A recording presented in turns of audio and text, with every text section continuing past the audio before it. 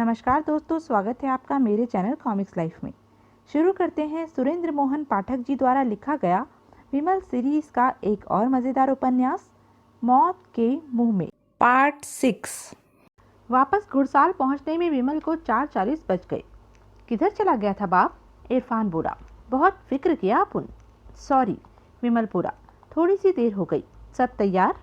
सब तैयार, सिवाय तुम्हेरे। मैं भी होता हूँ। तू मुझे मेरे कपड़े दिखा।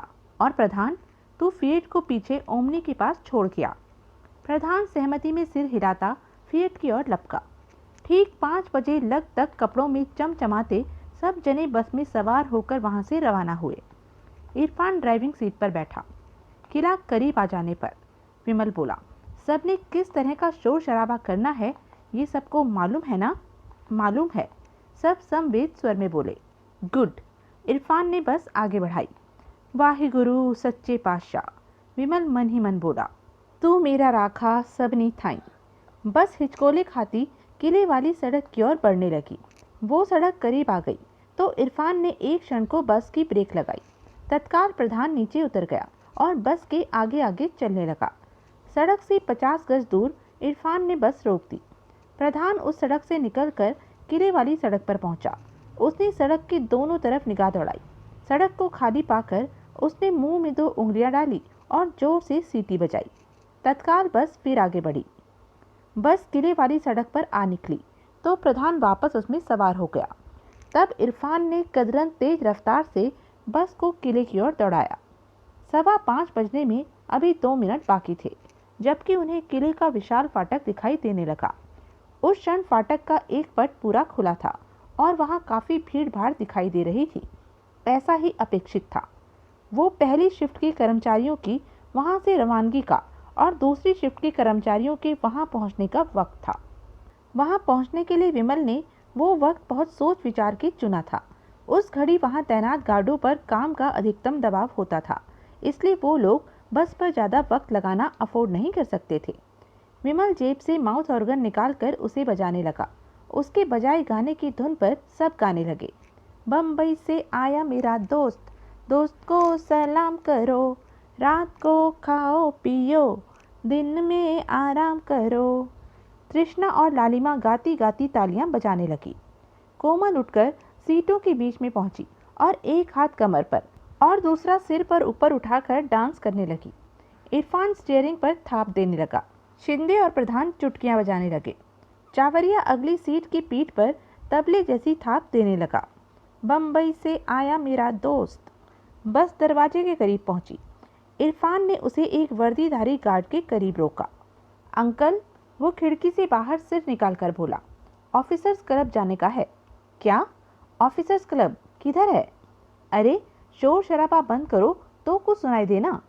तत्काल गाना बंद हुआ। अलबत्ता विमल पूर्वता माउथ ऑर्गन बजाता रहा। ऑफिसर्स क्लब, इरफान बोला, उधर अपुन का वैरायटी प्रोग्राम है। रुक्का है? हुक्का? हुक्का किधर से आएगा अंकल? अरे हुक्का नहीं, रुक्का। बड़े साहब का कोई कागज पत्तर, कोई परवाना है? बॉस, इरफान विमल की ओर घूमकर बोला, मेरे ख्याल से ये लेटर मांगता है। विमल ने माउथ ऑर्गन बजाते बजाते जेब में हाथ डालकर चिट्ठी निकाली और उसे इरफान को सौंपा। इरफान ने चिट्ठी आगे गार्ड को थमा दी। गार्ड ने चिट्ठी खोलकर उसका मुआयना किया। इंजन बंद करो। फिर वो बोला, और इधर ही रुको। इरफान ने इंजन बंद कर दिया। फाटक के भीतर की तरफ उसके साथ सटा एक बड़ा सा कमरा था, जिसके अग्रभाग में एक दरवाजा और एक शीशे की खिड़की थी। गार्ड उस कमरे में गया और 2 मिनट बाद वापस लौटा। तुम में से रतन रंगीला कौन है? वो बोला। इरफान ने तब भी माउथ ऑर्गन बजाते विमल की ओर इशारा किया। नीचे उतर के मेरे साथ चल। गार्ड बोला, साहब बुलाता है। विमल ने माउथ ऑर्गन बजाना बंद किया। उसने घूर कर गार्ड की तरफ देखा और फिर बोला, तमीज से बात करो, तमीज से। ऐसी बदतमीजी की जुबान बोलोगे तो हम बिना प्रोग्राम किए यहीं से वापस चले जाएंगे। फिर खुद ही वजह बताना अपने बड़े साहब को कि हम क्यों वापस चले गए। अरे नाराज क्यों होते हो जनाब? तत्काल गार्ड के लहजे में फर्क आया। मैंने कहा, आपको दरोगा जी जरा ऑफिस में बुला रहे हैं। हाँ, अब सुर में बोले। वो बस से उतरा और गार्ड के साथ हो लिया। वाहिगुरु सच्चे पातशाह, मैं पापी तू बख्शनहार। वो ऑफिस में दाखिल हुआ। वहाँ एक विशाल मेज के पीछे जो दरोगा बैठा था, उसकी और गार्डों की पोशाक में बस ये फर्क था कि वो पीक कैप लगाए था और उसके कंधों पर दो दो फूल दिखाई दे रहे थे। प्रोग्राम है आज अफसर लोगों के लिए, वो मुस्कुराता हुआ बोला। हाँ, विमल बोला। बम्बई से आए हो? डैडी, विमल उसके हाथ में थमी अपनी चिट्ठी की ओर इशारा करता हुआ बोला। सब कुछ लिखा तो है चिट्ठी में। रतन रंगीला तुम्हारा नाम है? हाँ। अपनी शिनाख्त का कोई तरीका हो तुम्हारे पास? ये चिट्ठी है ना, जब ये मेरे नाम है, मेरे पास है तो। इसके अलावा ड्राइविंग लाइसेंस है, दिखाओ।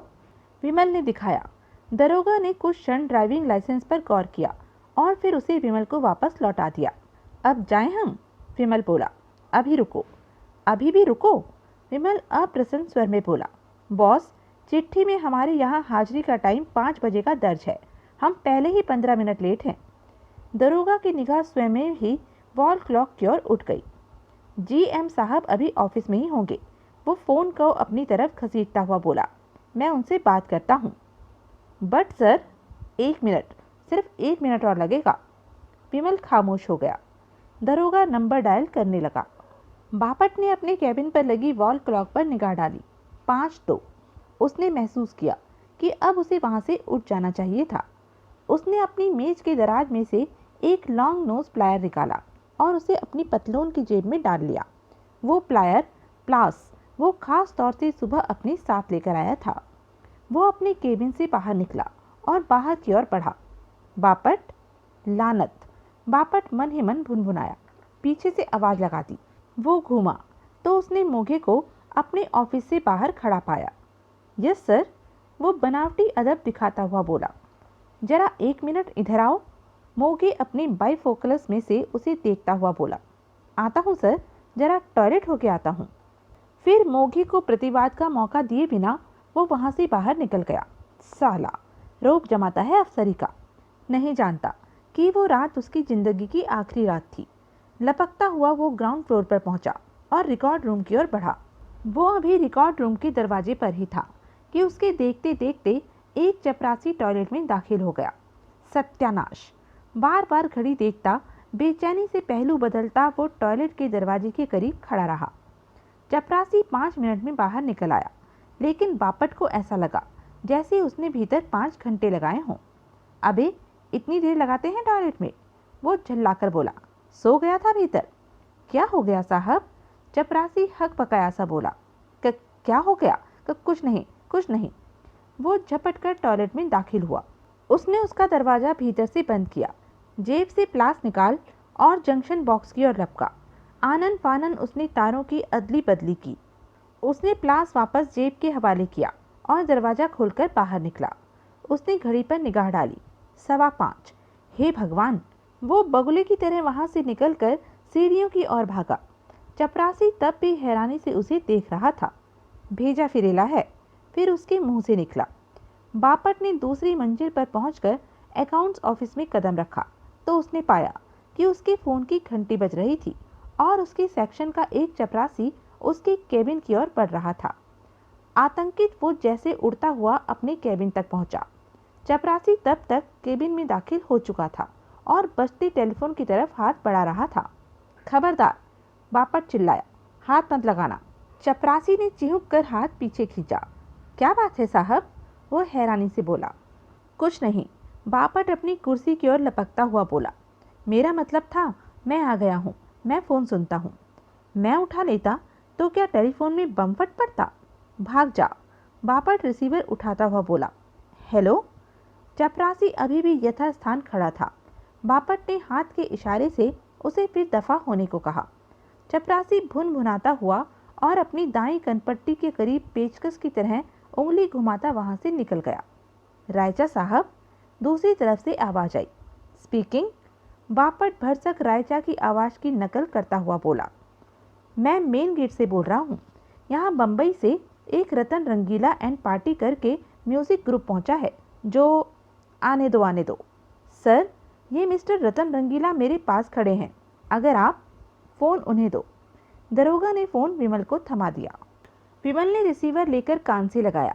कुछ क्षण दूसरी ओर से आती आवाज़ सुनी और फिर विरोधपूर्ण स्वर में बोला, सर हम तो कब से यहाँ आए हुए हैं, आपके ये सिक्योरिटी वाले ही। अरे क्यों झूठ बोलते हो? दरोगा दांत भींचकर फुफकारा, अभी 2 मिनट तो हुए हैं तुम्हें आए हुए। Yes sir, right sir, thank you sir. Vimal ने रिसीवर वापस दरोगा को थमा दिया। दरोगा ने रिसीवर कान से लगाया तो पाया कि लाइन कट चुकी थी। उसने रिसीवर वापस क्रेडल पर पटक दिया। कब से आए हुए हो भाई तुम यहाँ? दरोगा गुस्से से बोला, अभी तो पहुँचे हो और कह रहे हो कि। अरे साहब बहुत गुस्से हो रहा है। विमल उसकी बात काटता हुआ उतावले स्वर में बोला, जो करना है जल्दी करो, हम पहले ही लेट हैं। तो टाइम पर आना था, बल्कि टाइम से पहले आना था। ओ कम ऑन। दरोगा ने एक रजिस्टर सा अपनी तरफ खींचा। उसने तेजी से उस पर चिट्ठी ब्यौरा नोट किया और रजिस्टर विमल के सामने पटकता हुआ बोला, साइन करो दोनों तरफ। विमल ने देखा कि वो किले के भीतर दाखिले के लिए एक पास था। उसने उसकी असल पर और अधपन्ने पर रतन रंगीला के साइन घसीटे। दरोगा ने असल फाड़ कर उसे विमल को थमा दिया। चिट्ठी भी दो, विमल बोला। ये यहीं रहने दो, दरोगा बोला। काहे को? इसका जो काम था वो हो गया, पास तुम्हें मिल गया है। चिट्ठी मुझे फिर भी चाहिए। क्यों? ये मेरे नाम है, मेरे पास होनी चाहिए। दूसरी जो रकम इसमें दर्ज है वो हमें अभी मिलनी है। रायचा साहब को पेमेंट भूल गई या पे की जाने वाली रकम भूल गई तो ये चिट्ठी ही उन्हें रकम याद दिलाएगी। अरे क्यों खामखा? क्या खामखा? तुम खामखा हमारा वक्त बर्बाद कर रहे हो। जरा फ़ोन मुझे दो और रायचा साहब का नंबर बोलो, मैं उनसे बात करता हूँ और उन्हें बताता हूँ कि अभी तक भी हम फाटक पर ही हैं। ठीक है। तत्काल दरोगा मेज पर पड़ी चिट्ठी उसकी तरफ धकेलता हुआ बोला। थैंक यू, विमल बोला, पास संभाल कर रखना। दरोगा ने जैसे रोब झाड़ने के लिए चेतावनी दी, वापसी में यहाँ लौटना होगा। ठीक है, अब बोलो ऑफिसर्स क्लब किधर है? पहली बार आए हो? हाँ। अगले जंगले वाले फाटक से सीधे चले जाना। 2 चौराहे छोड़ के जो तीसरा चौराहा आए उस पर बाएं घूम के जो पहली सड़क दाएं जाती दिखे उसके रास्ते में है ऑफिसर्स क्लब। पहले सिनेमा आएगा, फिर क्लब आएगी, उस पर बोर्ड लगा हुआ है। बढ़िया। उसने दरोगा को एक उंगली का सैल्यूट मारा और चैन की सांस लेता वाहे गुरु का नाम जपता वापस लौटा। वो बस में सवार हुआ। तत्काल बस में कीर्तन फिर शुरू हो गया। जब भी मैं मुर्गी देखूं, इरफान बस को स्टार्ट करता हुआ बोला, मेरा दिल दीवाना बोले खाले खाले खाले खाले खाले खाले। एक गार्ड ने फाटक के आगे लगा बैरियर हटा दिया। जब भी मैं विस्की देखूं, शिंदे बोला, मेरा दिल दीवाना बोले पीले पीले पीले। बस आगे बढ़ी। शिंदे की सूरत देखूं, कोमल ठुमका लगाकर गाती हुई बोली, मेरा दिल दीवाना बोले रोले रोले रोले। शिंदे ने जोर से उसकी पीठ पर धौल जमाई। मैले में कपड़े देखूं, तृष्णा बोली, मेरा दिल दीवाना बोले धोले धोले धोले। बस भीतर दाखिल हुई। उसने अगला लोहे के जंगले वाला फाटक भी पार किया और आगे सड़क पर दौड़ चली। कोमल की पप्पी लूं तो शिंदे कोमल को जबरन अपनी बाहों में लेकर उसे चूमने की कोशिश करता हुआ बोला, मेरा दिल दीवाना बोले हौले हौले हौले। शिंदे को जूता मारूं, मेरा दिल दीवाना बोले। कोमल उसे परे धकेल कर बोली, सैंडल खा ले खा ले। बस, विमल उच्च स्वर में बोला, पिकनिक खत्म। सब तत्काल चुप हो गए। अब वो अभी समझी जाने वाली गजविलास फोर्ट के भीतर थे। बस खामोशी से पेड़ों से घिरी सड़क पर दौड़ती रही। बापट फोन रखकर केबिन से बाहर निकला और नीचे को लपका। वो इस बात से बेखबर था कि मोगे अपने ऑफिस के दरवाजे पर खड़ा असमंजसपूर्ण निगाहों से उसे देख रहा था। बापट ग्राउंड फ्लोर पर पहुंचा। इस बार टॉयलेट खाली था। वो भीतर दाखिल हुआ। अपना काम मुकम्मल करके जब वो बाहर निकला तो उसने रिकॉर्ड रूम के चपरासी को बाहर खड़ा पाया। कुछ रह गया था? वो बोला। क्या है? वो डपट कर बोला, आजकल डायरिया का काफ़ी जोर है। तो ऊपर जरूर टॉयलेट खाली नहीं होगा जो आनन फानन नीचे 2 फेरे लगाने पड़े। अबे क्या बकता है, चल दफा हो यहाँ से। चपरासी बड़े धूर्त भाव से हंसा। बापट दौड़ता हुआ सीढ़ियों की तरफ बढ़ा। वो अभी सीढ़ियों से दूर ही था कि एकाएक ठिठका। अब क्यों दौड़ रहा था वो? अब तो काम हो गया था। फिर वो अपनी उखड़ी सांसों पर काबू पाता सहज भाव से सीढ़ियां चढ़ने लगा। दूसरी मंजिल पर वो सीधा मोघे के ऑफिस में पहुंचा। सर, वो अदब से बोला, आप बुला रहे थे? हाँ, मोघे बोला, लेकिन sir, I am sorry, I am late, वो जरा टॉयलेट। आई अंडरस्टैंड, मेरे पास कल के लिए एक ज़रूरी काम था, लेकिन तुम फिक्र ना करो, उसे मेहता कर लेगा। मैंने फाइल मेहता को दे दी है। मैं मेहता से फाइल ले लेता हूँ। कोई ज़रूरत नहीं, वो कर लेगा। सर, आप नाराज़ तो नहीं? नहीं। Now get along. बापट उसका अभिवादन करके वहाँ से विदा हो गया। बस पैकिंग और शिपिंग डिपार्टमेंट के सामने के मैदान में पहुंची। बापट ने उन्हें इतनी बारीकी से रास्ता समझाया था कि उन्हें वहां पहुंचने में कतई कोई दिक्कत नहीं हुई थी। तब तक अंधेरा हो चुका था, लेकिन कंपाउंड में उस एक इकलौते बल्ब की वजह से रोशनी थी, जो डिपार्टमेंट के शेड के प्रवेश द्वार के बाहर चल रहा था। शेड का दरवाजा बंद था, लेकिन भीतर रोशनी का आभास मिल रहा था। इंतजार करना पड़ेगा, इरफान बोला। विमल ने सहमति में सिर हिलाया। उसने सड़क पर आगे निगाह दौड़ाई तो पाया कि वो थोड़ी ही आगे जाकर बंद हो गई हुई थी। आगे सड़क के दाहिने पर ही 100 तरह के झाड़ झंखाड़ उगे हुए थे। विमल के संकेत पर इरफान बस वहां ले आया और उसने उसकी तमाम बत्तियां ऑफ कर दी। नतीजतन बस वहां फैले निपट अंधकार का ही भाग बनकर रह गई। वो प्रतीक्षा करने लगे। उनके देखते देखते 5-6 आदमी मैदान से निकलकर सड़क पर पहुंचे और उनसे विपरीत दिशा में चल दिए। उन्होंने 10 मिनट और प्रतीक्षा की। कोई और शख्स सड़क पर प्रकट न हुआ। विमल ने इशारा किया। तत्काल इरफान ने बस वापस दौड़ा दी। इस बार उसने उसकी कोई बत्ती जलाने का उपक्रम न किया। बस मैदान के करीब पहुंची। विमल ने देखा कि शेड के बाहर का बल्ब अब नहीं जल रहा था। बंद दरवाजे के पीछे भी अंधेरा था और उसके आगे अब एक बंद शटर दिखाई दे रहा था, यानी कि मैदान साफ था। इरफान ने बस को मैदान में मोड़ दिया।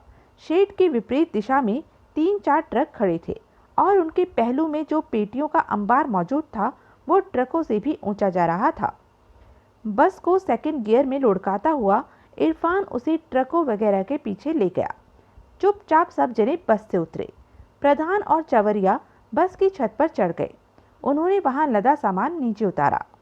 उस सामान में से पोशाकें और गोला बारूद बरामद किया गया। चेंज, विमल बोला। युवतियों ने बस के भीतर जाकर और पुरुषों ने बाहर कपड़े तब्दील किए। अब पुरुष डिस्टिलरी के वर्करों जैसी वर्दियों में थे और युवतियां बहुत सादा साड़ी ब्लाउज में थी।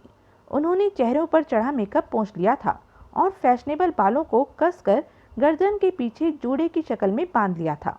फिर छत से उतरा और बस से भीतर का सारा सामान पेटियों की ओट में छुपा दिया गया। बस के दोनों पहलुओं में मौजूद हुकों पर से रतन रंगीला एंड पार्टी के कपड़े के बैनर उतार लिए गए और उन्हें बड़ी सावधानी से तह करके संभाल लिया गया। हथियारों में से एक पिस्तौल विमल ने अपने पास रखी और एक हथगोला और एक धुएं का बम इरफान को थमाया। तब विमल ने घड़ी देखी। 6:45 बजने वाले थे। गुड। सब बस पर सवार हो गए। बस मैदान से निकली और उसी सड़क पर दौड़ चली जिस पर से वो वहां पहुंची थी। बस सिनेमा को पार कर गई तो रुकी। तत्काल शिंदे और कोमल बस से निकले और सिनेमा की ओर बढ़ चले। फिर 5 मिनट बाद प्रधान और लालिमा और 5 मिनट बाद चावरिया और तृष्णा। इरफान ने बस वापस पैकिंग और शिपिंग डिपार्टमेंट की ओर दौड़ाई। बस को वहां ट्रकों की ओट में खड़ी करके उन्होंने उस पर तिरपाल डाली। तिरपाल इतनी बड़ी थी कि उससे बस की चारों साइडें टायरों के ऊपरी सिरों तक ढक गए। पैदल चलते हुए वो सिनेमा पर वापस लौटे। फिल्म तब तक शुरू हो चुकी थी, इसलिए सिनेमा के सामने उस घड़ी कोई नहीं था। उन्होंने 2 रुपए वाली टिकटें खरीदी और भीतर जा बैठे। 8:40 पर इंटरवल हुआ। फिल्म 10 से पहले नहीं खत्म होने वाली, विमल बोला।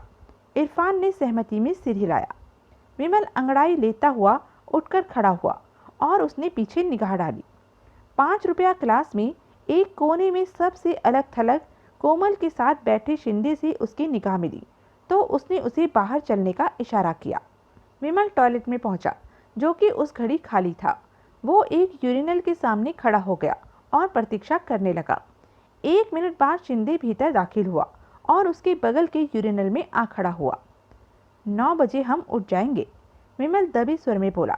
9:10 पर तुमने, चावरिया ने और प्रधान ने उठ जाना है।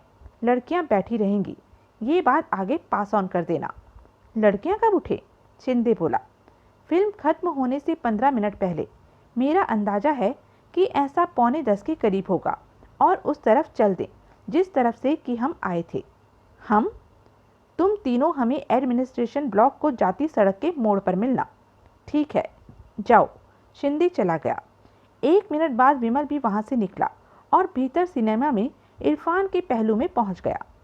बार बार घड़ी पर दृष्टिपात करता वो ऊँघता सा बैठा रहा। 9 बजने को हुए तो उसने इरफान को कोहनी मारी। वो हॉल से बाहर निकले।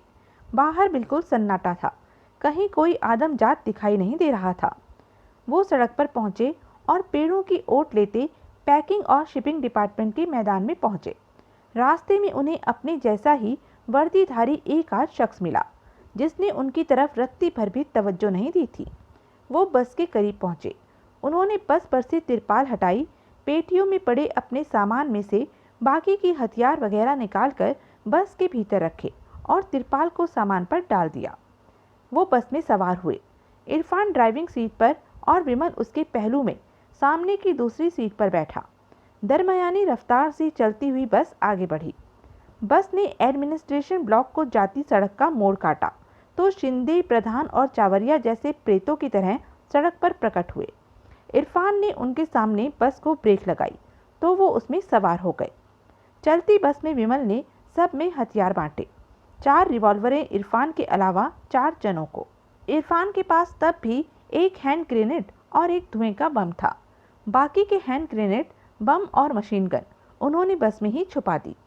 वस्तुतः वो चीज़ें तभी इस्तेमाल में आने वाली थी जबकि उनकी पोल खुल जाती और उन्हें सिक्योरिटी वाला फाटक तोड़कर वहां से भागना पड़ता। एडमिनिस्ट्रेशन ब्लॉक आने से पहले सब ने अपने हाथों पर वैसे पतले रबड़ के दस्ताने पहन लिए जो कि सर्जरी करने वाले डॉक्टर पहनते हैं। वो दस्ताने ऐन चमड़ी की रंगत के थे और अंधेरे में हाथों में उनकी मौजूदगी का पता ही नहीं लगता था। बस एडमिनिस्ट्रेशन ब्लॉक के करीब पहुंची। उन्होंने पाया कि इमारत के सामने स्ट्रीट लाइट की पर्याप्त रोशनी थी। इमारत के भीतर कहीं रोशनी थी तो केवल दूसरी मंजिल पर, जिसकी 2-3 खिड़कियों से भीतर जलती रोशनी का आभास मिल रहा था। इमारत के सामने एक राइफलधारी गार्ड टहलता फिर रहा था। इरफान ने बस रोकी। शिंदे और चावरिया चुपचाप बस में से उतर गए और ब्लॉक के पहलू के अंधेरे में विलीन हो गए। प्रधान बस के पिछवाड़े में पहुंचकर एक सीट पर लेट गया। विमल सामने से उठकर दरवाजे के सामने की सीढ़ियों में उकड़ू होकर बैठ गया। दरवाजे का हैंडल घुमाकर उसने उसे थोड़ा सा खोल लिया और हैंडल को वो यूं थामे रहा कि दरवाजा पूरा भी ना खुल पाए और वापस बंद भी ना हो पाए। इरफान ने बस आगे बढ़ाई। एडमिनिस्ट्रेशन ब्लॉक की इमारत उसकी दाईं तरफ थी। उसने एन गार्ड के सामने ले जाकर बस रोकी और ड्राइविंग साइड का दरवाजा खोलकर उसमें से आधा बाहर लटक कर गार्ड से संबोधित हुआ। ओए वर्दी, मोलिसिस कलेक्शन डिपो कहाँ है? गार्ड ने डिस्टिलरी की वर्दी पहने डिस्टिलरी की बस चलाते ड्राइवर को देखा तो वो बड़े आश्वस्त भाव से तुरंत आगे बढ़ा। क्या? वो बोला। मोलिसिस कलेक्शन डिपो, इरफान ने दोहराया। कहाँ है? मैं साला गलत सड़क पकड़ लिया, अब साला रास्ता नहीं मिल रहा। इधर तेल का डिपो है, वो यहाँ से सीधा जाके बाईं तरफ। साले, राइफल ढोने के ही काबिल है तू, इरफान भुनभुनाया। अबे, मैं तेल का डिपो नहीं, मोलिसिस कलेक्शन डिपो पूछ रहा हूँ। मुझे ठीक 10 बजे वहाँ रायचा साहब के पास पहुँचना है। तब तक विमल निशब्द बस से बाहर निकल आया था और बस के अग्रभाग का घेरा काटता सिर झुकाए दबे पांव आगे बढ़ रहा था। गार्ड तब बस के एन करीब पहुंच गया। मैंने तो ऐसे किसी डिपो का नाम कभी नहीं सुना, वो बोला। ज़रूर नया भर्ती हुआ होगा। इतना नया नहीं हूँ। है तो सही नया। कोई चिट्ठी, कोई कागज पर्चा, कोई वे बिल है तेरे पास? तब तक विमल खुले दरवाजे की ओट में पहुंच गया था। वो मेरे पास है, वो धीमे स्वर में बोला। भीतर बस में चल, दिखाता हूँ। गार्ड चौंक कर घूमा। उसकी विमल पर निगाह पड़ी। तत्काल उसकी आंखों में संदेह का भाव आया और उसके हाथ कंधे पर से राइफल उतारने के लिए उसकी तरफ लपके। विमल ने रिवॉल्वर उसके माथे से लगा दी।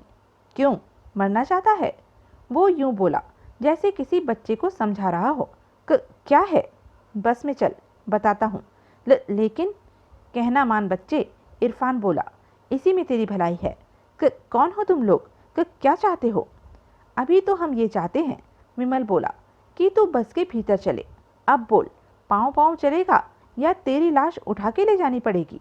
लाश? हाँ। तुम किस फिराक में हो? बताते हैं, बस में चल। तुम किसी भी फिराक में हो, लेकिन कभी कामयाब नहीं हो सकोगे। ये जगह तो एक पिंजरे की तरह है जिसमें। विमल ने रिवॉल्वर की नाल से उसकी नाक पर दस्तक दी। गार्ड पीड़ा से बिलबिलाया। अगर तू समझता है, विमल कहर भरे स्वर में बोला, कि पिछवाड़े का गार्ड यहाँ तेरी मदद के लिए पहुँच जाएगा, तो ये वहम अपने मन से निकाल दे। तत्काल गार्ड के चेहरे पर हैरानी के भाव आए। वो शायद ऐसी ही किसी घटना की उम्मीद कर रहा था और समझ रहा था कि उन्हें दूसरे गार्ड की खबर नहीं थी। 1, 2 गार्ड को नहीं मालूम था कि चेतावनी वाली वो गिनती कहाँ तक चलने वाली थी। विमल के 3 कहने से पहले ही वो बस के दरवाजे की ओर चल दिया। विमल उसके पीछे पीछे चला। दोनों बस में दाखिल हुए। भीतर पहुंचते ही विमल ने सबसे पहले उसकी राइफल और कारतूसों की बेल्ट अपने कब्जे में की। तभी प्रधान सीट पर से उठकर खड़ा हो गया। उसने भी अपनी रिवॉल्वर गार्ड की तरफ तान दी। वर्दी उतार, विमल बोला। क्या? गार्ड बोला। घबरा नहीं, तू बिल्कुल सेफ है। मैं कहाँ सेफ हूँ? वो रुआंसे स्वर में बोला। मुझे नहीं पता तुम लोग क्या करने वाले हो। डिस्टिलरी के मुलाजिम होते हुए डिस्टिलरी से क्या दगा करने वाले हो। लेकिन मैं तो अपनी ड्यूटी में फेल हो गया ना। अब मेरी तो शामत आए ही आए। जान है तो जहान है मेरे भाई। अब जुबान न लड़ा। वर्दी उतार, जल्दी कर। मरता क्या न करता के अंदाज से गार्ड ने वर्दी उतारी। तत्काल वो वर्दी प्रधान ने पहन ली। उसने कारतूसों की बेल्ट कमर से बांधी, राइफल कंधे पर लटकाई और बस से उतर गया। अगले ही क्षण वो बड़ी मुस्तैदी दिखाता गार्ड की जगह इमारत के प्रवेश द्वार पर पहरा दे रहा था। बस में विमल और इरफान ने मिलकर अंडरवियर और बनियानधारी गार्ड की मुश्कें कस दी और उसके मुंह में कपड़ा ठोंसकर ऊपर से पट्टी बांध दी। फिर उन्होंने गार्ड को सीटों के बीच में फर्श पर लुढ़का दिया। इरफान फिर ड्राइविंग सीट पर जा बैठा। उसने बस को हौले से आगे बढ़ाया और ब्लॉक के पहलू के अंधेरे में मोड़ दिया। तभी वहां 3 साई प्रकट हुए। वो बस के करीब पहुंचे तो विमल ने देखा कि वो दूसरा गार्ड और शिंदे और चावरिया था। उस गार्ड की राइफल शिंदे के कंधे पर थी और चावरिया के हाथ में थमी रिवॉल्वर गार्ड के पहलू से सटी हुई थी। तीनों बस में सवार हुए। भीतर उस गार्ड की भी वर्दी उतरवाई गई और वो चावरिया ने पहन ली। तत्काल वो राइफल कंधे से लटकाए बस से उतरा और पिछवाड़े में पहरेदारी करने उधर चला गया। दूसरे गार्ड की भी मुश्किल कसी गई और उसे पहले गार्ड के करीब डाल दिया गया। फिर बस को वहीं दीवार के साथ लगाकर खड़ी कर दिया गया। शिंदे को गार्डों के सिरहाने बिठाकर विमल और इरफान बस से उतरे। दबे पांव वो सामने पहुंचे। प्रधान से उनकी निगाहें मिली तो प्रधान ने सहमति में सिर हिलाया। दोनों झपट कर प्रवेश द्वार पर पहुंच गए। वहां प्रधान ने अपनी रिवॉल्वर इरफान को थमा दी। दोनों भीतर दाखिल हुए और दबे पांव सीढ़ियां चढ़ते हुए आगे बढ़े। वो दूसरी मंजिल पर पहुंचे। सीढ़ियों के दहाने से विमल ने सावधानी से आगे गलियारे में झांका तो पाया कि वहां का गार्ड अकाउंट्स ऑफिस के बंद दरवाजे के सामने दीवार के साथ लगे एक बेंच पर लेटा हुआ था और उसकी राइफल उसके करीब बेंच के एक हत्थे के साथ लगी खड़ी थी। उस लापरवाह गार्ड को काबू में करना बच्चों का खेल साबित हुआ। उन्होंने उसकी मुश्कें कसकर उसे उसी बेंच के नीचे डाल दिया जिस पर कि थोड़ी देर पहले वो लेटा हुआ था। बापट से हासिल हुई डुप्लीकेट चाबी से विमल ने अकाउंट्स ऑफिस का प्रवेश द्वार खोला तो गलियारे की ही पर्याप्त रोशनी भीतर पहुंचने लगी। ऑफिस टेबलों के बीच से गुजरते वो मोघी के ऑफिस के सामने पहुंचे। दोनों भीतर दाखिल हुए। विमल ने स्विच बोर्ड तलाश करके बिजली का एक स्विच ऑन किया। ऑफिस में रोशनी फैल गई। विमल की निगाह पैन होती हुई ऑफिस में घूमी और फिर दाईं ओर मौजूद सेफ के विशाल दरवाजे पर ठिठक गई। विमल सेफ के करीब पहुंचा। कॉम्बिनेशन का जो नंबर बापट ने उसे बताया था वो उसने सेफ पर आजमाया। उसने सेफ का भारी दरवाजा अपनी तरफ खींचा। दरवाजा निशब्द खुल गया।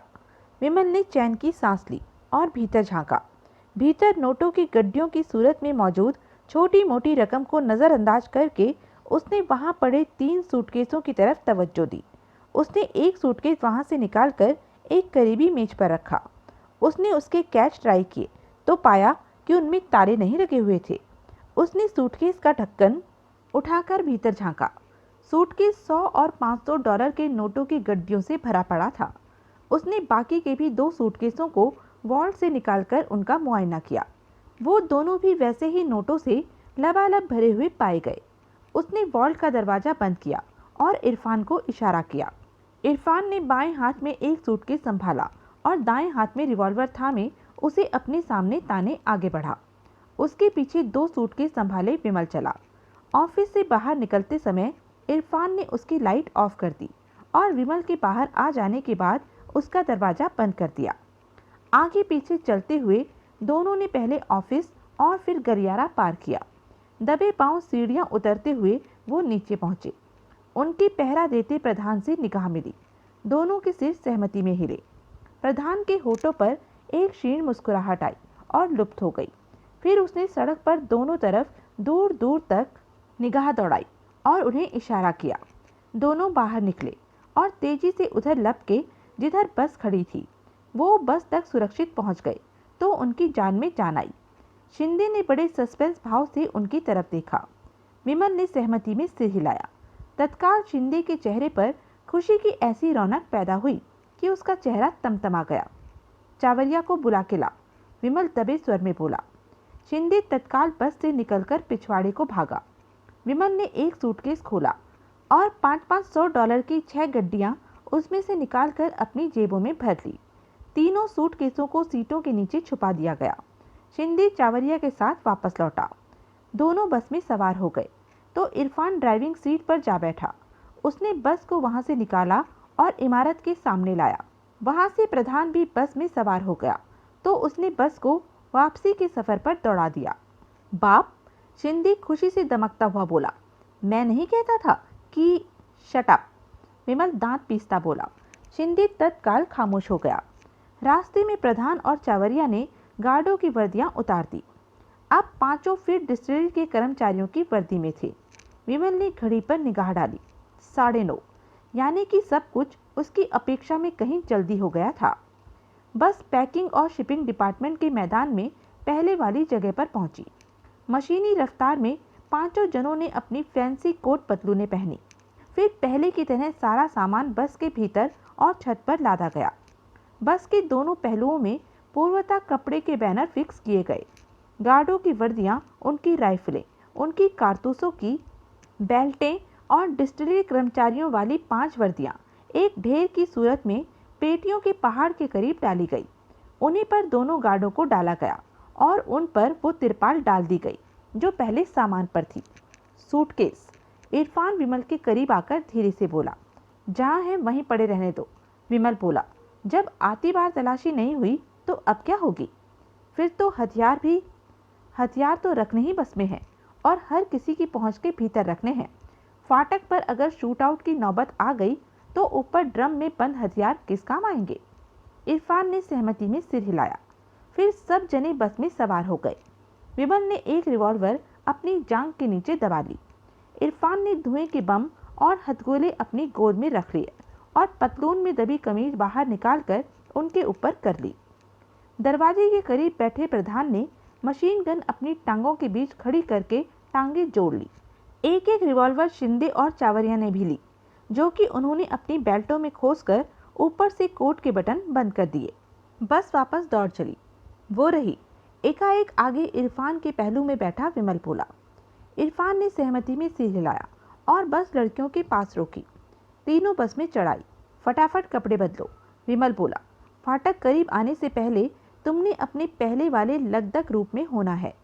तीनों ने सहमति में सिर हिलाया। फिर चलती बस में उन्होंने अपनी सादी पोशाकें उतारकर अपनी सल में सितारों वाली पोशाकें पहनी, बालों को खोलकर पहले वाले अंदाज से बिखराया और आनन फानन चेहरों पर मेकअप पोता। प्रधान ने उनके उतरे कपड़ों का एक गोला सा बनाया और उन्हें बस में से ही सड़क के किनारे उगी झाड़ियों में उछाल दिया। बस लोहे के जंगले पर पहुंची। इरफान ने हॉर्न बजाया। वाहे गुरु सच्चे पातशाह, विमल मन ही मन बोला। तू मेरा राखा सबनी थाई। लोहे के जंगले वाला फाटक खुला। बस उसमें से गुजरी और पहले फाटक की ओर सरकी। पहले वाला ही गार्ड विमल की ओर वाली खिड़की पर पहुंचा। विमल ने उसे पास वापस थमा दिया। कैसा चला साहब लोगों का प्रोग्राम? वो बोला। ठीक नहीं चला भाई, विमल उदास स्वर में बोला। हूट हो गए हम। मैं तो टाइम से ही समझ गया था कि तुम्हारा बैंड बाजा भीतर हिट नहीं हुआ। अच्छा, कैसे? अमूमन ऐसे प्रोग्राम तो रात के 1-1 बजे तक चलते हैं, आधी रात तक तो यकीनन चलते हैं। तुम तो 10 बजे ही लौटे जा रहे हो। विमल ने बड़ी नुमाइशी अंदाज से अपने माथे पर हाथ मारा। मैं फाटक खोलता हूँ। शुक्रिया। उसने फाटक खोला। बस निर्विघ्न बाहर निकल गई। फतेह है। बस के फाटक से दूर होते ही विमल ने हर्षनाद किया। वो लौट के आएंगे? बापट ने टीवी पर से निगाह हटाकर ड्राइंग रूम में अपने करीब बैठी अपनी पत्नी की ओर देखा। क्या? वो उलझनपूर्ण स्वर में बोला। मैंने पूछा वो लौट के आएंगे? क्यों नहीं आएंगे? कई वजह हो सकती हैं।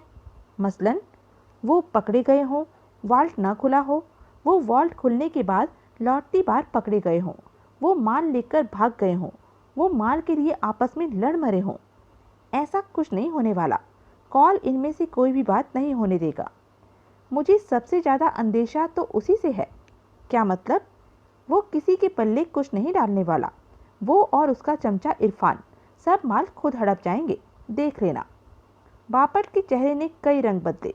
बड़े वितृष्णापूर्ण भाव से उसने अपनी बीवी की तरफ देखा। देख लेना, जैनिस फिर बोली।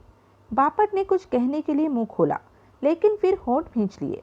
जो विस्की वो पी रहा था वो एकाएक उसे बदमजा लगने लगी थी, और जो नशा उसे अब तक हुआ था वो हिरन हो गया था। जो होगा, वो खोखले स्वर में बोला, सामने आ जाएगा। हाँ, जैनिस गहरी सांस लेती हुई बोली। वो तो है। फिर खामोशी छा गई। टेलीविज़न पर चलती वीडियो फिल्म में अब दोनों की ही कोई रुचि नहीं रही थी। बस घुड़साल में पहुंची। सब बस से उतरे। इरफान और प्रधान पिछवाड़े से कारें निकालने चले गए। शिंदे और चावरिया ने बस की छत पर लदा सामान उतारा और उसे बस के भीतर भर दिया। मशीन गन, रिवॉल्वरें, हथगोले और धुएं के बम वगैरह इकट्ठे करके एक कार्डबोर्ड की पेटी में डाल दिए गए। फिर नोटों वाले तीनों सूटकेस और वो पेटी भीतर ट्रैप डोर वाले कमरे में पहुंचा दी गई। बस पर से रतन रंगीला एंड पार्टी के बैनर उतार लिए गए और उन्हें बस के भीतर डाल दिया गया। फिर दोनों जने बस में घुस गए और उसके हर स्थान पर से फिंगरप्रिंट्स पोंछने लगे। बस की छत पर वो सब कुछ वो पहले ही कराए थे। तभी फिएट और काले शीशों वाली ओमनी के साथ इरफान और प्रधान वहां पहुंचे। विमल ने बड़ी आत्मीयता के साथ कोमल के कंधे पर हाथ रखा और उसे ओमनी की तरफ ले जाता हुआ बोला, रात को गाड़ी ठीक से चला लेगी ना? हाँ, वो बोली। सीधे बम्बई जाना, रास्ते में कहीं ना रुकना। ठीक। जो कुछ यहाँ हुआ उसको भूल के भी किसी से जिक्र ना करना। हरगिज़ नहीं। अपनी सहेलियों को भी ये बात समझा देना। ज़रूर। मैं निश्चिंत हो जाऊँ? हाँ, बिल्कुल। बम्बई में किसी ऐसे शख्स को जानती है जो तेरे से डॉलर लेकर तुझे रुपए दे सके? कईयों को जानती हूँ। एक तो मेरा स्टडी कस्टमर ही है। गुड। अपनी सहेलियों को यहाँ बुला। कोमल ने आवाज़ दी तो तृष्णा और लालिमा लपकती हुई उनके करीब पहुंची। विमल ने डॉलरों की 6 गड्डियाँ जेब से निकाली और 2-2 उनमें बांट दी। ये क्या? कोमल बोली। 1 लाख डॉलर। बदले में $1 के लगभग 30 रुपये भी मिले। तो इस घड़ी तुम तीनों के पास 30-30 लाख रुपया है। तीनों के नेत्र फैले। मैं तुम्हारे कारोबार पर कोई कमेंट करूंगा तो वो मेरी तुम लोगों के साथ जाती होगी, क्योंकि एक महापापी किसी पापी को पाप का रास्ता छोड़ने की राय देगा तो मूर्ख ही लगेगा। फिर भी कहता हूँ, जिस धंधे में हो उसे छोड़ने की कोशिश करना। वाहे गुरु भली करेगा। वाहे गुरु? खुदाई बाप, आसमानी खुदा। सुबह का भूला शाम को घर आ जाए तो ऊपर वाला भी उसके गुनाह माफ कर देता है। तीनों जज्बाती हुए बिना न रह सकी। अब चलो, तुम गाड़ी में बैठो, कोमल बोली। मैं अभी आई। दोनों सहेलियां सहमति में सिर हिलाती ओमनी में जा सवार हुई। कोमल ने विमल की ओर देखा। अब क्या है? विमल मुस्कुराकर बोला। मैंने, वो कांपती आवाज में बोली, तुम्हारे जैसा आदमी नहीं देखा। कैसे देखोगी? मेरे से बड़ा पापी उद्यम इंसान सृष्टि में पैदा ही नहीं हुआ। पता नहीं क्या हो तुम, वो आह भरकर बोली। कौन हो तुम? लेकिन जो भी हो, खूब हो। तारीफ का शुक्रिया। तुम्हारे से जिंदगी में क्या कभी दोबारा मुलाकात मुमकिन होगी? मिलना क्यों चाहती हो दोबारा तुम मेरे से? पता नहीं। तो फिर मैं कभी तुम्हारे किसी काम आऊं, ये मेरी दिली ख्वाहिश है। ऐसा है तो समझ लो कि कभी न कभी कहीं न कहीं हमारी दोबारा मुलाकात जरूर होगी। मैं उस मुबारक दिन का इंतज़ार करूंगी। मैं भी। Goodbye, happy journey, thank you. वो कुछ क्षण अनिश्चित सी उसके सामने खड़ी रही, फिर एकाएक घूमी और दौड़कर ओमनी की ड्राइविंग सीट पर जा सवार हुई। विमल खामोशी से उसे जाता देखता रहा। गुड बाय शिंदे, वो बोली। Goodbye everybody. फिर ओमनी वहां से रवाना हो गई। विमल वापस लौटा। तब तक शिंदे और चावरिया बस से बाहर निकल आए थे और उसके पहलू में इरफान और प्रधान के साथ खड़े थे। चले? विमल इरफान से बोला। इरफान ने सहमति में सिर हिलाया। हम? विमल अपनी और इरफान की तरफ इशारा करता हुआ बोला। बस को ठिकाने लगा के आते हैं। तीनों ने सहमति में सिर हिलाया। विमल फिएट में सवार हो गया। इरफान बस की ड्राइविंग सीट पर जाकर बैठा। दोनों गाड़ियां आगे पीछे वहां से रवाना हुई। किले वाली सड़क के सिरे पर पहुंचकर वो गुहागार की ओर मुड़ गई। फिर गुहागार और चिपलन के बीच एक स्थान पर विमल ने फिएट रोकी। तत्काल उसके पीछे बस रुकी। इरफान बस में से बाहर कूदा और फिएट की तरफ बढ़ा। विमल स्टीयरिंग के पीछे से बाएं सरक गया। इरफान ड्राइविंग सीट पर बैठा। उसने फिएट को यू टर्न दिया और उसे वापस दौड़ा दिया। संपत, एकाएक जैनिस बोली। बापट ने सिर उठाकर अपनी बीवी की तरफ देखा और फिर उखड़े स्वर में बोला, क्या संपत? वो मिला कभी? नहीं, बहुत दिन से नहीं मिला। कोई फोन वोन तो करता होगा? नहीं, अब तो कई दिनों से फोन भी नहीं आया। तुमसे कभी उसने ऐसा कुछ कहा था कि वो अपना घर बदलने का इरादा रखता था? नहीं तो क्यों? कुछ नहीं। अरे कुछ तो बात होगी जो तू। जैनिस एकाएक उठी और लंबे डग भरती हुई वहां से बाहर निकल गई। फिएट के अस्तबल वाली सड़क पर पहुंचने तक विमल और इरफान के बीच मुकम्मल खामोशी छाई रही। फिएट की सड़क पर दाखिल होते ही विमल बोला, वापसी पर सड़क के दाहिने पर से टायरों के निशान मिटाने होंगे और वहां कुछ झाड़ झंकार यूं डालने होंगे कि एकाएक तो पता ही न लगे कि ये सड़क कहाँ थी। इरफान ने सहमति में सिर हिलाया। फिएट घुड़साल के सामने पहुंची। वहां मरघट का सा सन्नाटा था। इरफान ने कार में से एक टॉर्च बरामद की और उसकी रोशनी में वो खंडर के भीतर दाखिल हुए। वह ट्रैप डोर वाले कमरे के दरवाजे पर पहुंचे तो दोनों एकाएक यूं थमक कर खड़े हो गए जैसे आगे कोई अदृश्य दीवार आ गई हो। वहां धूल मिट्टी से अटे फर्श पर शिंदे, चावरिया और प्रधान की गोलियों से बिंधी लाशें पड़ी थी। हथियारों वाली कार्डबोर्ड की पेटी वहां मौजूद थी। नोटों वाले तीनों सूटकेस गायब थे।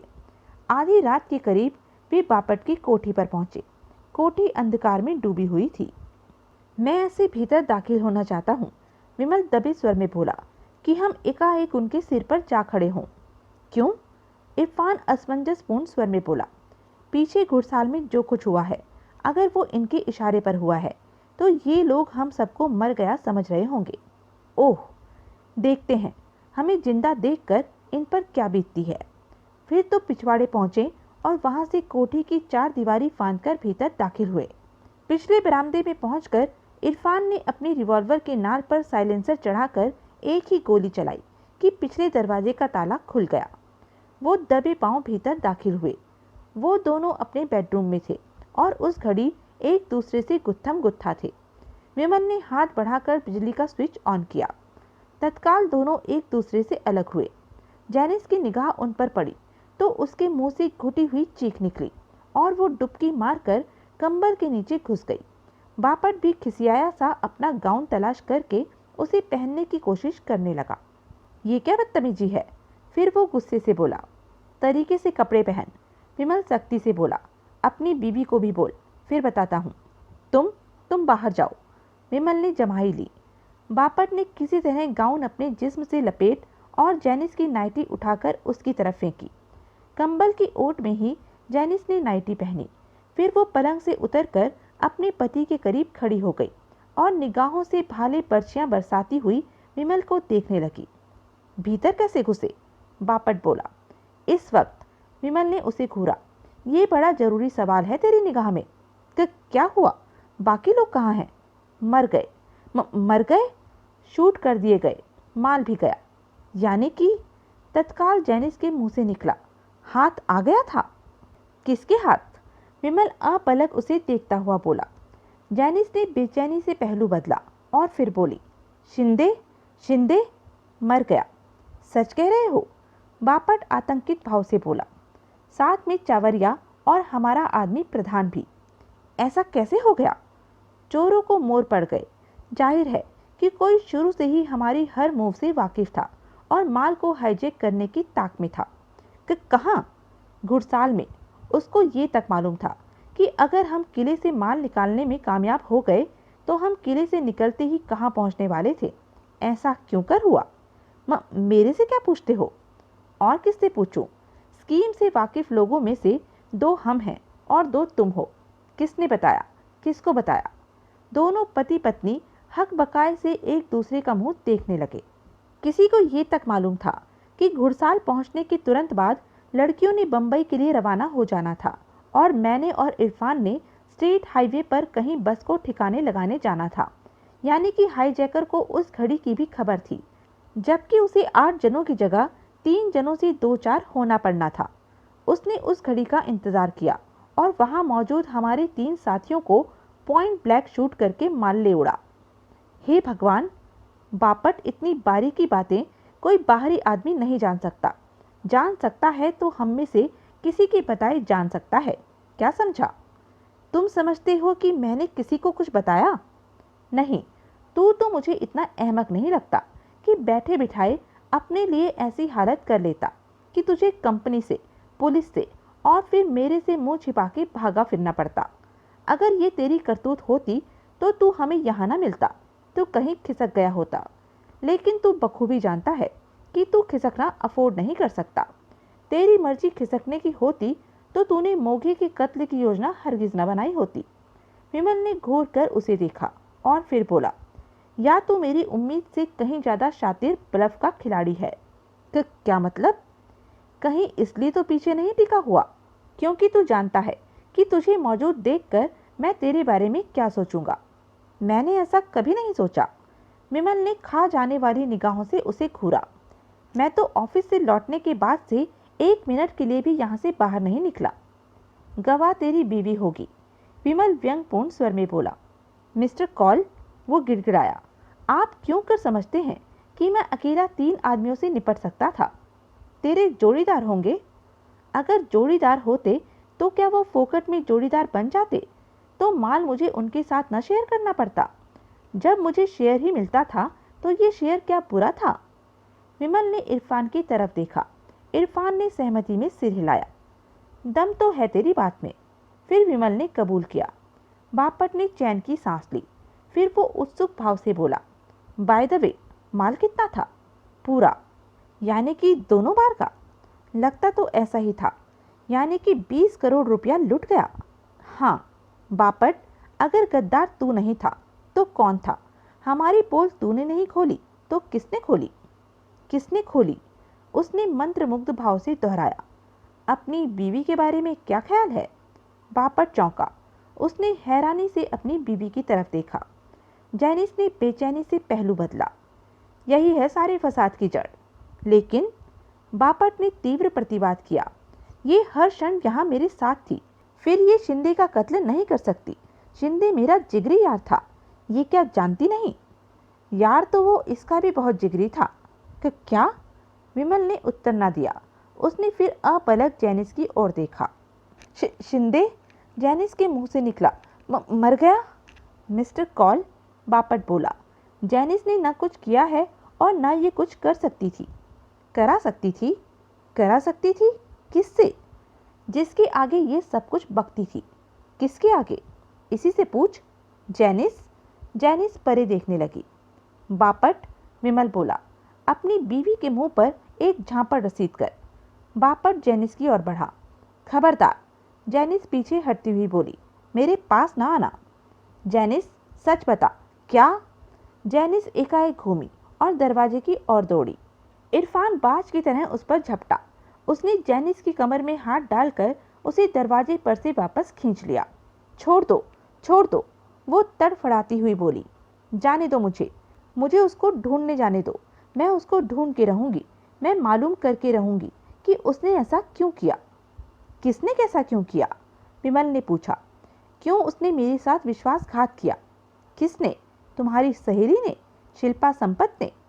वो खामोश हो गई। एकाएक उसने हाथ पांव पटकने भी बंद कर दिए। छोड़ दे, विमल इरफान से बोला। इरफान उसे छोड़कर दरवाजे के करीब सरक गया। विमल जैनिस के सामने पहुंचा। मेरी तरफ देख, वो सख्ती से बोला। जैनिस ने बड़ी कठिनाई से गर्दन उठाकर एक बार विमल की तरफ देखा, लेकिन वो उससे निगाहें मिलाए रखने की ताव न ला सकी। उसने तत्काल फिर गर्दन झुका ली। तो शिल्पा संपत को सब कुछ बताती थी? हाँ, वो फंसे कंठ से बोली। क्यों? कोई खास वजह नहीं, वो वजह तो हरगिज नहीं जो तुम समझते हो। तो यूं ही बतियाती थी जैसे पक्की सहेलियां आपस में बतियाती हैं और सब कुछ उगल देती हैं। हाँ, मुझे अब एहसास हो रहा है कि वो मुझे उकसाती थी, इस बाबत ज़्यादा से ज़्यादा मुंह फाड़ने के लिए। मैं उसकी चालों में आ गई, उसके हाथों बेवकूफ़ बन गई। मुझे उससे ऐसी उम्मीद नहीं थी। मुझे वो विलाप फिर कभी, विमल सख्ती से बोला। वो तत्काल खामोश हुई। शिल्पा आगे सब कुछ किसे बताती थी? पता नहीं, बताती तो होगी ही, पता नहीं। जो नतीजा सामने आया है उससे तो यही साबित होता है ना कि वो किसी को बताती थी। उस अकेली की बस का तो ये काम नहीं था। वो तो है। किसे बताती थी? नहीं मालूम। अपने हस्बैंड को? हो सकता है। उनके घर का पता बोल। वो जहाँ रहते थे वहाँ अब नहीं रहते। क्या मतलब? उन्होंने घर बदल लिया है। They have moved. कहाँ? पता नहीं। ये कैसे पता कि उन्होंने घर बदल लिया है? उनके मकान मालिक ने बताया। और कुछ? जैनिस ने इनकार में सिर हिलाया। बापट, कपड़े पहन और चलने की तैयारी कर। कहाँ? वो हड़बड़ाकर बोला। कहाँ चलने की तैयारी करूं? जहाँ तुझे ले जाया जाए। जल्दी कर, हमने बहुत जल्द बहुत कुछ करना है। बापट ने वार्डरोब से अपने कपड़े निकाले और उन्हें पहनने के लिए अटैच बाथरूम में घुस गया। इरफान, विमल बोला, इसे थाम। इससे पहले कि जैनिस समझ पाती कि वो आदेश उसके लिए था, इरफान का एक हाथ उसकी कमर में और दूसरा उसके मुंह पर पड़ा। दूसरे बेडरूम में। तीनों दूसरे बेडरूम में पहुंचे, जहां इरफान ने जैनिस की मुश्कें कसकर और मुंह पर पट्टी बांधकर उसे पलंग पर डाल दिया। वो वापस पहले बेडरूम में लौटे। तभी कपड़े पहनकर बापट बाथरूम से निकला। जैनिस कहाँ गई? वो बोला। दूसरे कमरे में। विमल बोला, आराम कर रही है। तुम्हारे लिए बोल के गई है कि ताला बाहर से लगाकर जाना ताकि उसे उठना ना पड़े। अच्छा, बापट संदिग्ध स्वर में बोला। चलो, चलता हूँ, पहले मेरे एक सवाल का जवाब दो। मैं सस्पेंस से मरा जा रहा हूँ। पूछो। मोघे का क्या हुआ? वही हुआ जो होना था। यानी कि तुमने बारबोसा को खबर कर दी थी, उसे हरी झंडी दिखा दी थी? हाँ, उस बाबत तुम्हारे लिए एक गुड न्यूज़ भी है। क्या? उसे बयाना देने की जगह मैंने उसकी पूरी फीस चुका दी। लूट के माल में से मैंने उसे $16,000 दे दिए थे, जो कि उसने खुशी खुशी ले लिए थे। गुड। अब तुम बारबोसा की कभी दोबारा सूरत नहीं देखोगे। मोगी की भी? हाँ, उसकी भी। अब हिलो। बापट उनके साथ हो लिया। बुधवार 16 फरवरी, दपोली, खेड़, असगांव, गजविलास फोर्ट। वे दपोली पहुंचे। इरफान सीधा उन्हें संपत के फोटोग्राफिक स्टूडियो पर लेकर आया। स्टूडियो का शटर बंद था। ये तो बंद है, बापट बोला। शटर के नीचे? इरफान बोला। रोशनी की लकीर सी दिखाई दे रही है। पीछे चलो, विमल बोला। शायद पीछे से भी कोई रास्ता हो। तीनों पोस्ट ऑफिस के पहलू से घेरा काटकर पिछवाड़े की गली में पहुंचे। उन्होंने पाया कि पिछवाड़े में शटर की जगह चौखट पल्लों वाला दरवाजा था। खुला है, इरफान फुसफुसाया। विमल ने सहमति में सिर हिलाया और रिवॉल्वर निकालकर हाथ में ले ली। इरफान ने भी वैसा ही किया और फिर दरवाजे को इंच इंच करके भीतर को खोला। भीतर रोशनी थी, जो कि दरवाजा खुलना शुरू होते ही बाहर भी प्रतिबिंबित होने लगी। विमल ने कान लगाकर कोई आहट सुनने की कोशिश की। कुछ सुनाई न दिया। फिर उसने रिवॉल्वर ताने भीतर कदम डाला तो अपने आप को एक छोटे से ऑफिस नुमा कमरे में पाया। वहां दो दीवारों पर जलती 2 ट्यूब लाइटों की वजह से खूब रोशनी थी। उसके पीछे इरफान और बापट ने भी भीतर कदम रखा। इरफान ने पीछे दरवाजा बंद कर दिया। एक तरफ एक सोफा था जिस पर कोई यूं पड़ा था कि उसका सिर सोफे की साइड से नीचे को लटका हुआ था। उस शख्स की छाती में गोली का सुराख था जिसमें से ढेरों खून बहा मालूम होता था। विमल ने आगे बढ़कर उसकी सूरत पर निगाह डाली तो उसे उसकी पथराई आंखें दिखाई दी। वो शख्स निश्चित रूप से मर चुका था। तभी बापट, जो ऐन उसके पीछे पहुंच गया था, उसके कंधे पर से उचककर सामने देखता हुआ एकाएक आतंकित भाव से बोला, अरे ये तो संपत है। कौन संपत? विमल बोला, आलोक संपत, शिल्पा का हस्बैंड, इस स्टूडियो का मालिक, मेरा फ्रेंड। सोफे के पीछे? एकाएक इरफान बोला, कोई और भी है? विमल ने उधर निगाह डाली तो पहले उसे केवल एक जोड़ी टांगे दिखाई दी। उसने और आगे बढ़कर फिर निगाह डाली तो पाया कि वहां पड़ा व्यक्ति एक कोई 22-23 साल का युवक था और वो भी खून से लथपथ था। ये कौन है? विमल ने पूछा। पता नहीं, बापट बोला। तभी युवक हौले से कराहा, जिंदा है। इरफान फुसफुसाया, अभी जिंदा है? यानी कि? विमल बोला, यहाँ जो कुछ हुआ है हमारे यहाँ पहुँचने से थोड़ी ही देर पहले हुआ है। ऐसा ही लगता है, इरफान बोला। विमल ने रिवॉल्वर पतलून की बेल्ट में खोसी और सोफे के पीछे पहुंचा। उसने देखा वो युवक काले रंग की गोल गले की टी शर्ट और डेनिम की जीन्स जैकेट पहने था।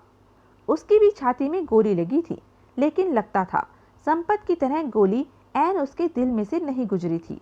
खून अभी भी छाती में बने गोली के छेद से रिस रहा था और उसका चेहरा कागज की तरह सफेद था। उसके मुंह से फिर कराह निकली। विमल घुटनों के बल उसके सिर के करीब बैठ गया और बोला, हेलो, कौन हो तुम? युवक के होठ फड़फड़ाए, लेकिन उनमें से बोल न फूटा। बोलने लायक शक्ति उसमें बाकी नहीं बची मालूम होती थी। कौन हो तुम? उसके होठ फिर फड़फड़ाए। उसकी आंखें उसकी कटोरियों में घूमी। विमल ने हाथ बढ़ाकर उसकी जीन्स की हिप पॉकेट टटोली। जैसी कि उसे अपेक्षा थी, वहां उसका पर्स मौजूद था। उसने पर्स खोलकर भीतर झांका तो सबसे पहले जो काम की चीज उसे दिखाई दी वो एक ड्राइविंग लाइसेंस था। उसने लाइसेंस निकालकर उसमें लगी तस्वीर से युवक की सूरत का मिलान किया। लाइसेंस पर निश्चय ही उसी युवक की सूरत अंकित थी। उसने उस पर छपी बाकी इबारत पढ़ी, मधुकर नायक। वो बोला, कभी सुना है ये नाम? बापट ने इनकार में सिर हिलाया। पता खेड का है। बापट के चेहरे पर कोई भाव ना आए। एक बात तो निश्चित है कि इनके साथ यहाँ कोई तीसरा जना भी था जिसने इन दोनों को शूट किया और यहाँ से खिसक गया। Double cross? बापट बोला। Triple cross. डबल क्रॉस तो हमें किया गया था। ओह, मामला 4 टाइम क्रॉस का निकला तो भी मुझे कोई हैरानी नहीं होगी। हराम की दौलत की बंदरबाट ऐसी ही होती है। जितनी ज़्यादा दौलत हो उतना ही जल्दी ऐसा नज़ारा पेश आता है। कोई कुछ ना बोला। विमल ने ड्राइविंग लाइसेंस पर्स में रखा और उसे दोहरा करके वापस युवक की जीन्स में यथास्थान पहुंचा दिया। फिर उसने मृत संपत की जेब से उसका पर्स बरामद किया। ये लड़का मर रहा है, बापट व्याकुल भाव से बोला। इसकी बाबत हम कुछ नहीं कर सकते। संपत का पर्स टटोलता विमल बोला, ये चंद लम्हों का मेहमान है, इसकी तो अगली सांस की गारंटी नहीं। फिर भी नो, इस वक्त हमारा मिशन जुदा है। इस वक्त हम परोपकारी बनना अफोर्ड नहीं कर सकते। हमारा परोपकार मुर्दे में जान नहीं फूंक सकता। हम तो 2 लाशों के साथ यहाँ ज़्यादा देर रुकना भी अफोर्ड नहीं कर सकते। बापट बेचैनी से पहलू बदलता खामोश रहा। संपत के पर्स से विमल ने जो एक काम की चीज बरामद की वो एक किराए की रसीद थी।